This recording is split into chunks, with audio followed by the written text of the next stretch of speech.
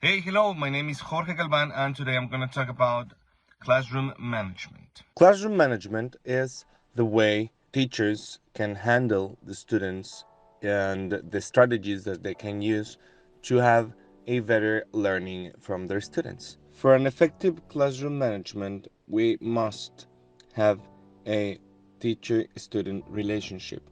What do we mean with a teacher-student relationship? So they can know who is the teacher and who is the student.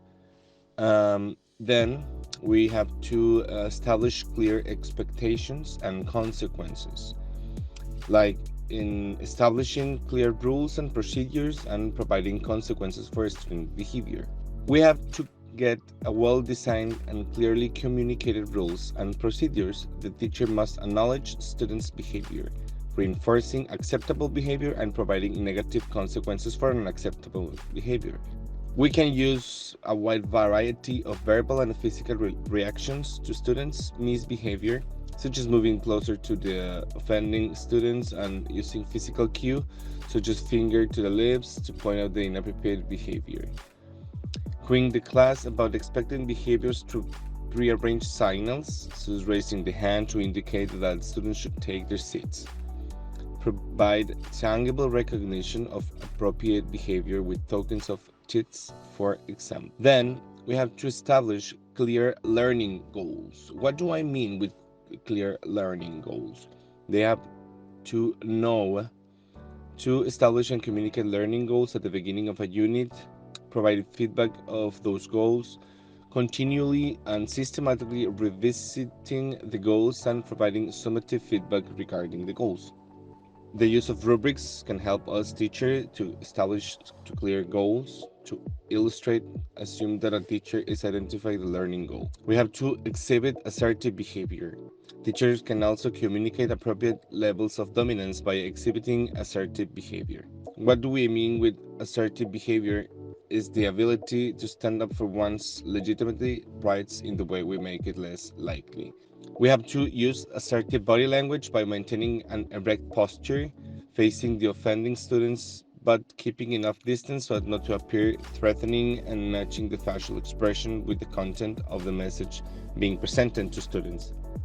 To use appropriate tone of voice, speaking clearly and deliberately in a pitch that is slightly but not greatly elevated from normal classroom speech. Persist until students respond with the appropriate behavior. So we have to keep repeating and repeating these things. We have to identify the appropriate levels of cooperation. Those are characterized by a concern for needs and opinions of others. We have to provide flexible learning goals, like if they are not identifying or achieving one goal, they can always achieve another goals. And take personal interest in students. Okay, that's the most obvious way to communicate and the most helpful tip that I can think of.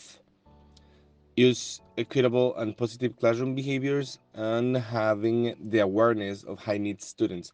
Most of our students, they have some characteristics, or they have the high needs students. For example, they are the passive students, the aggressive, the ones that have attention problems, the perfectionists, and the socially inept. Okay, so they are kind of ways that the students are. So in some parts of their the learning may affect the way we teach them.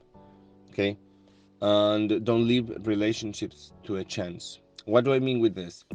The teacher-student relationships, they have to be the key to high students' achievement. So the relationship not be left to chance or dictated by the personalities of those involved. For example, if I'm young, I play video games, but that part of me as a teacher, it is not that good for the students to know and try to interact with me in this phase or in this side of my life. So that's it for my video. I hope the idea of the classroom management was clear, and I hope to see you in the next one. Goodbye.